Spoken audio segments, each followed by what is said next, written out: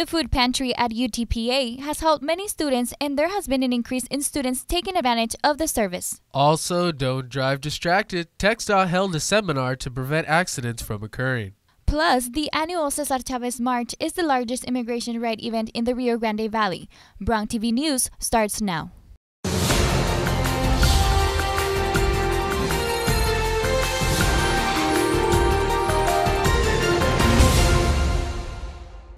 Hello, and thank you for joining us on this week's edition of Bronc TV News. Today is Thursday, April 2nd, 2015. I'm Joseph Theo. And I'm Miriam Swaste. At the top of our broadcast, the UTPA Food Pantry has helped more than 1,200 students since it first opened in 2014. Its goal is to help students who struggle with food insecurities. That's right, Miriam. And Isamar Resendez has those details and more on what UTPA is doing to help those in need. From churches to shelters, food pantries have helped those in need of an extra meal around the country. But a lot of the time, students are left out of the picture. I've actually heard a bunch of students tell me that they don't have food and stuff, and I mean, some actually don't even know about this place. UTPA is one of the more than 150 universities nationwide that have opened a food pantry on campus. The first food pantry was initiated with State University of Michigan. This pantry will provide food items for students currently enrolled in the institution who are experiencing hunger or food insecurity. Eugenia Curet, founder of UTPA's food pantry, believes this is a necessity to have on campus. There's many students that go hungry on campus, and some of them don't have the money and either paying tuition or paying other things and go hungry. Stocking the shelves has been a lot of work for those involved, but volunteers believe their passion and dedication for the project will help UTPA students in need. It's a big help. You know, it's one less thing for students to worry about. Having helped more than 1,200 students since the first opening in fall 2014, Elisa Gonzalez has seen an increase in the number of students taking advantage of these free services. From the first semester to this semester, our numbers have doubled. We used to be excited when we would get like 20 people, and now we get 40, 50, and it's even better. Many changes are coming to the food pantry as UTPA transitions to UTRGV. With the move to the new institution, students will be able to submit their shopping list electronically in addition to signing in with a swipe of their student ID. For Bronc TV News, I am Isamar Resendez. Police officers put their lives on the line every time they put their badge on. But the number one cause of police deaths may surprise you. Our very own Anais Cortez has more on the story. Over the last 3 decades, vehicle crashes have claimed the lives of more police officers than anything else we do.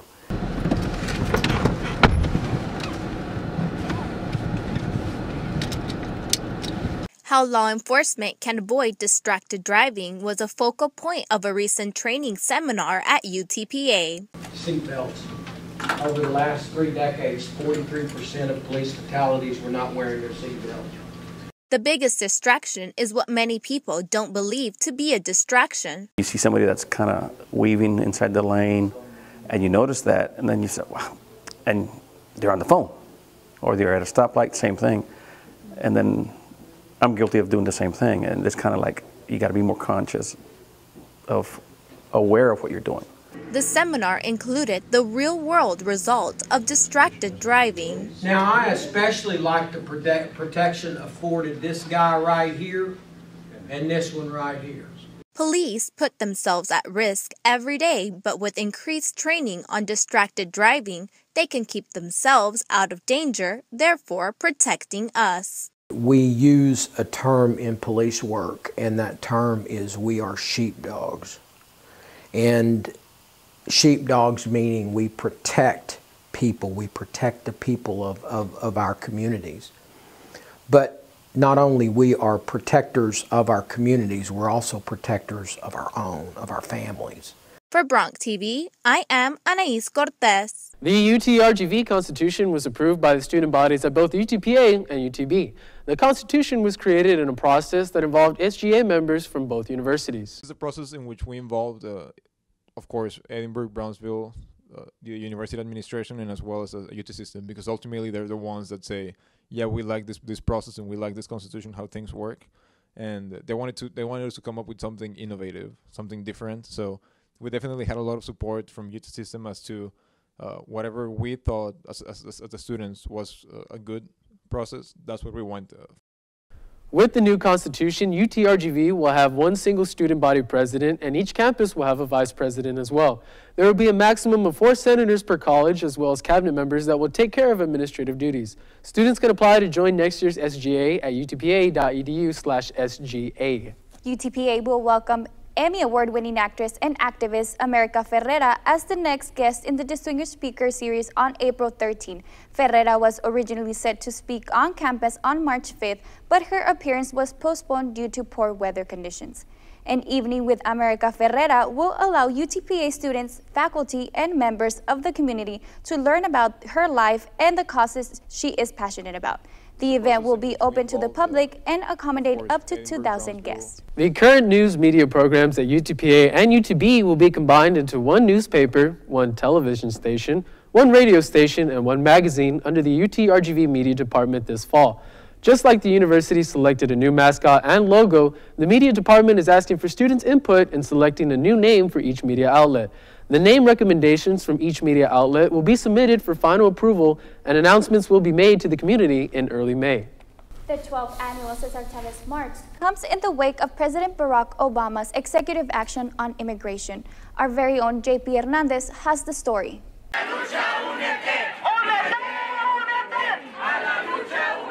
La Unión del Pueblo Entero, a local immigrant advocacy group, held its 12th annual Cesar Chavez March, celebrating the legacy of the farm worker leader. Unidos Venceremos, or United We Will Overcome, was selected as this year's theme in an effort to demonstrate the public's power in the wake of Judge Andrew Hannon's injunction on President Barack Obama's executive action on immigration.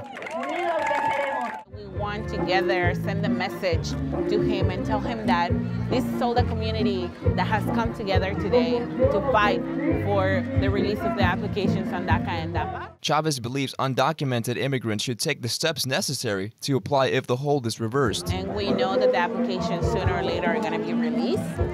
What we want them to do is to take this as an opportunity for them to gather their documents.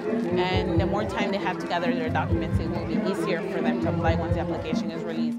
But while some individuals are focusing on the steps to take right now, others are left wondering what is to happen to those who do not benefit from affirmative action. My mom would have qualified for DAPA, but it stopped because of that judge that put a temporary block on it. And so to me, it hits the spot, you know, it hits my heart because my mom could be driving freely. My mom could be working, but she can't because of this action of the judge. With the recent standstill, affirmative action supporter Eduardo Estrada hopes the government can put aside their differences and instead take the people's best interests into consideration. As long as it's agreed to, not just by Obama, but by the Congress as well, as long as it would receive more support and be more acceptable, I think, if the Congress backed him up. Judge Hannon's injunction places a hold on an executive action that could spare as many as 5 million people who are in the U.S. illegally. Chavez hopes that the judge will have a change of heart so they could be allowed to provide relief for their families. Reporting for Bronc TV, I am JP Hernandez. UTPA's publications will be taking a trip to San Antonio next week to compete in the annual Texas Intercollegiate Press Association competition. Student reporters will take part in events that were shaped to prepare them for the journalism industry. Daniel Gavan takes a look at how students have been preparing for the journalism equivalent of the Olympics. Students from Bronc TV and Radio, the Pan American newspaper, and the Panorama magazine will be representing UTPA at this year's Texas Intercollegiate Press Association convention.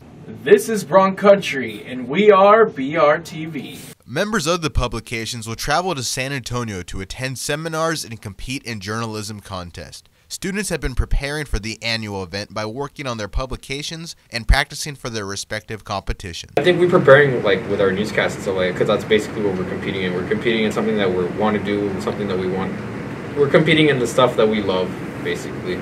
So I think if we love the stuff, so we should have no problem with it at all. Students will be competing in events that range from news writing to television announcing. While this won't be the first time UTPA competes at the event, it will be the last time students compete under their respective universities before the school merges with UTB and becomes UTRGV come fall 2015. Really anything that we see, anything with SGA, anything with sports, anything that goes on campus, it's really easy for us to say, hey, this is the last time this is going to happen here at UTPA. This is the last time that the Broncs are going to be around. So while it is, I would say that feeling is very present with TIPA. We feel like this is the final UTPA TIPA that we're ever going to go to.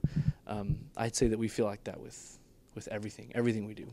With the motivation of representing UTPA one last time and impressing potential employers, students from Bronc TV and Radio, the Pan American newspaper, and the Panorama magazine will look to impress in San Antonio. Reporting for Bronc TV, I'm Daniel Galvan. UTPA and CHAPS are working together to bring the Civil War to life. Bronc TV's Vanessa Mares has more. History came to life on the campus of UTPA as CHAPS launched the Rio Grande Valley Civil War Trail, a virtual tour that includes a map, guide, webpage, and podcast available in both English and Spanish. Outside on the Student Union Quad was a living history exhibit of a Civil War military camp. You don't think that Civil War happened here, but it did. As a matter of fact, the last battle of the Civil War actually was done here in Bronzeville. Men were decked out in Union and Confederate Army uniforms and showcased replicas of artifacts such as rifles used during that time. Well, here we have some different weapons. You know, during that time there was a lot of weapons still around. Some are very primitive, were from earlier wars like Mexican-American wars. The Civil War reenactors have plenty of experience demonstrating a war which took place right in our own backyard. I think most individuals that do this is mostly because they love the history. I guess in a sense each one of us is a historian in a sense, you know. The reenactors' stop at UTPA is one of many they will make this year. To commemorate the 150th anniversary of the Civil War, the Cameron County Historical Commission's Civil War Committee will host a reenactment of the Battle of Palmito. For Bronc TV, I'm Vanessa Mares. So Joseph, the Valley has seen some pretty nice weather lately. You know, you're sure right, Miriam. And hopefully it stays that way for this Easter weekend. Now, here's Sergio Puente with this week's weather report. Thank you and good afternoon. Thank you for tuning in to Bronc TV Weather. I'm Sergio Puente. Our current conditions right now, we're looking at about valley average temperature at about 85 degrees. We do expect partly sunny conditions to continue across the entire day. And we do see winds out of the south-southeast at about 15 miles per hour. So you know spring is here when you get that strong south-southeast breeze coming in. Humidity level is around 60%, and we do expect that to kind of rise as we move up into the later part of this weekend. Overnight tonight, we do expect temperatures around right along 70 degrees, 72 in Rio Grande City, 72 in McAllen, 71 in Edinburgh, partly cloudy conditions across the region. Our afternoon tomorrow, we do expect temperatures back up to around 94 in Rio Grande City, 92 in McAllen, 90 in Edinburgh, with breezy conditions continuing across the entire southern portion of Texas, actually. Our drought monitor, we do see that our drought conditions are actually completely improved here in the Rio Grande Valley. We're in the white area, so we're completely clear out of drought. So that's really good for us. Our friends in North Texas actually aren't doing too well up there. California is actually doing pretty bad with their drought as well. Our record highs was 100 degrees. That was set in 1970. Our record low is 43 degrees. That was only set in 2005, so that wasn't too long ago. Our sunrise was at 7:23 a.m., and our sunset will be at 7:50 today. So that was your almanac for McAllen.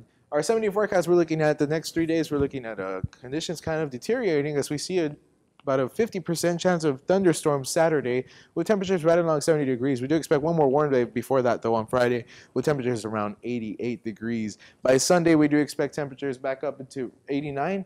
And then look at that. By the first part of the week, 89, 89, 89. So we're right along 90 degrees. That's almost summer weather here in the Rio Grande Valley. So we do expect that to continue as we move into the summer season in the region. That was a look at your Bronc TV weather forecast. Back to you in the studio.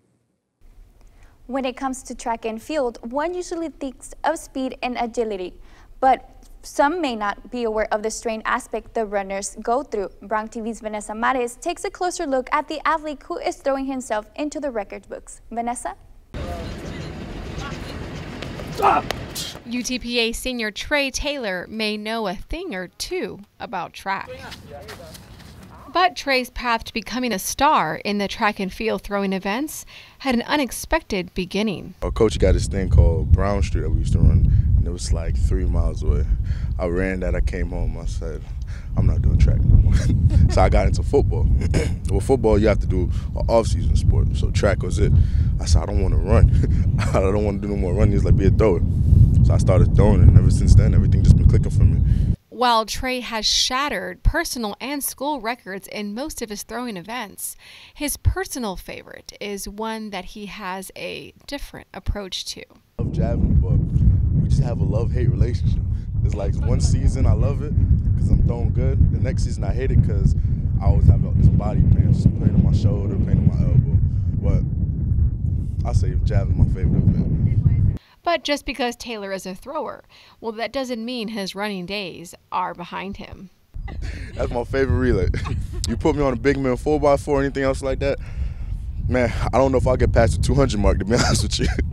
But a big man 4-1, yeah, I like it. The throwing circle is certainly a long way from the football field, but Taylor has found his home. For Bronc TV, I'm Vanessa Matas. For the women's UTPA soccer team, the fall season is just nearly months away, but preparation starts now. Bronc TV's Jennifer Galvan has the story.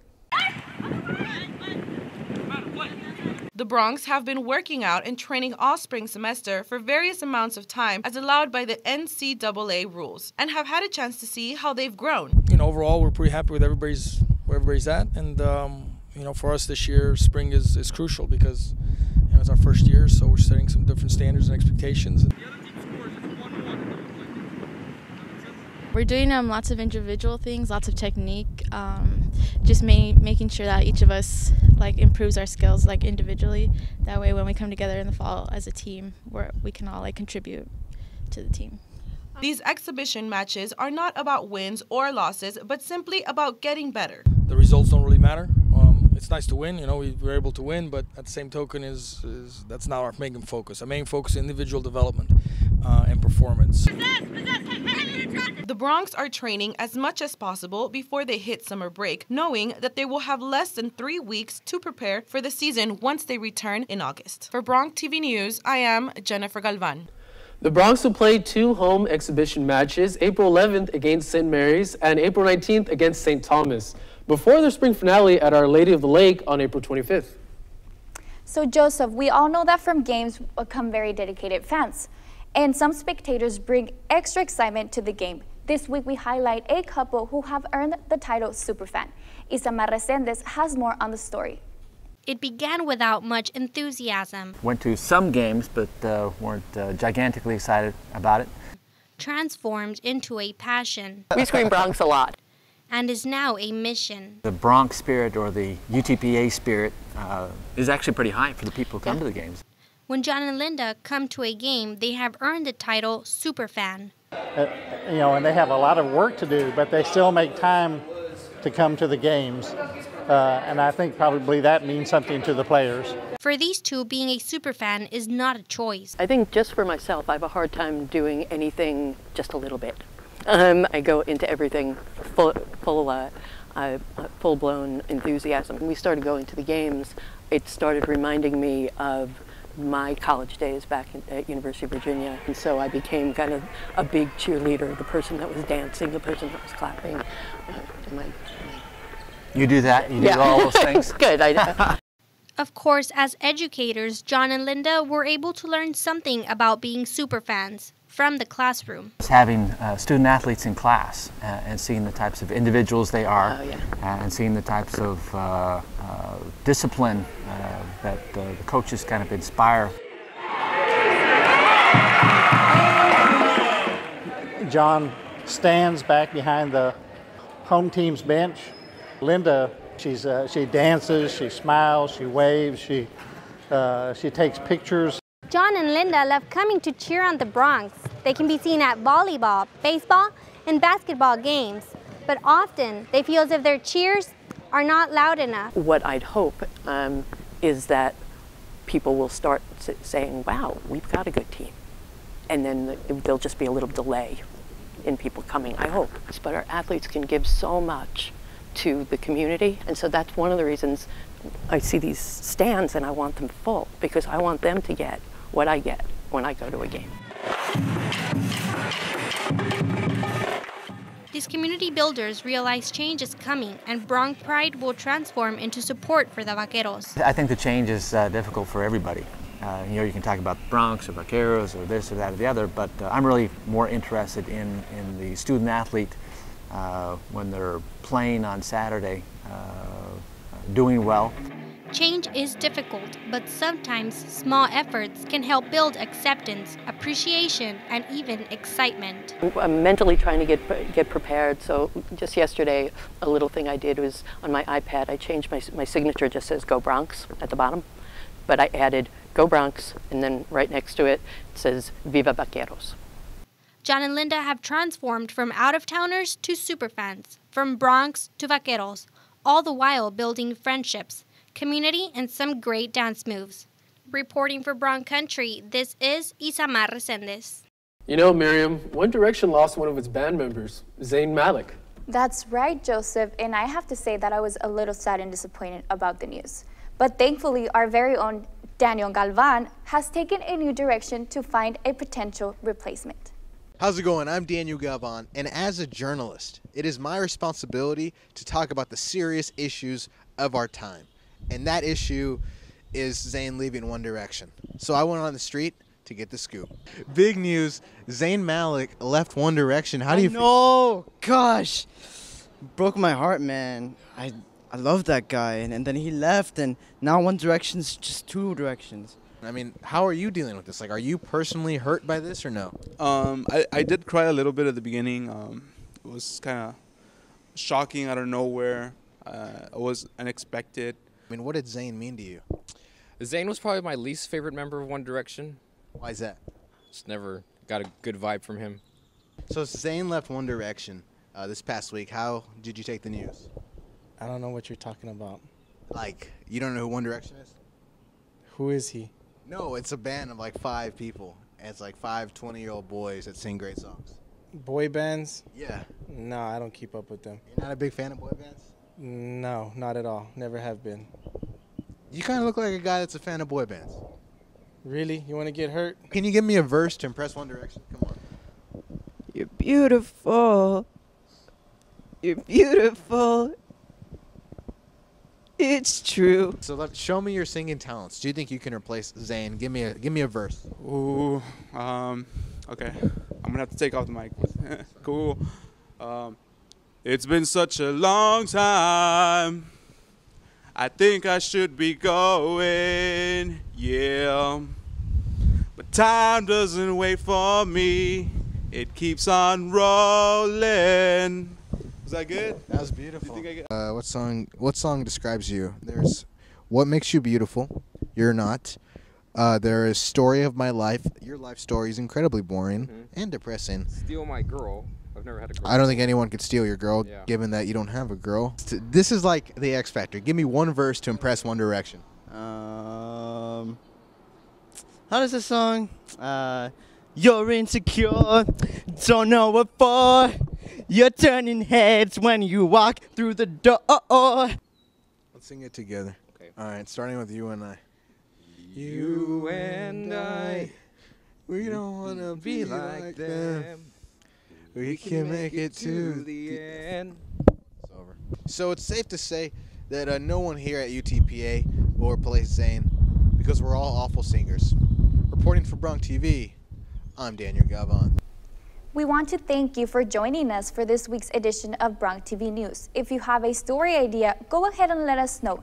You can do so by visiting our Facebook page at facebook.com/BroncTVRadio or the Bronc TV page at utpa.edu/BRTV. You can also check us out on our Twitter page for Bronc TV Radio.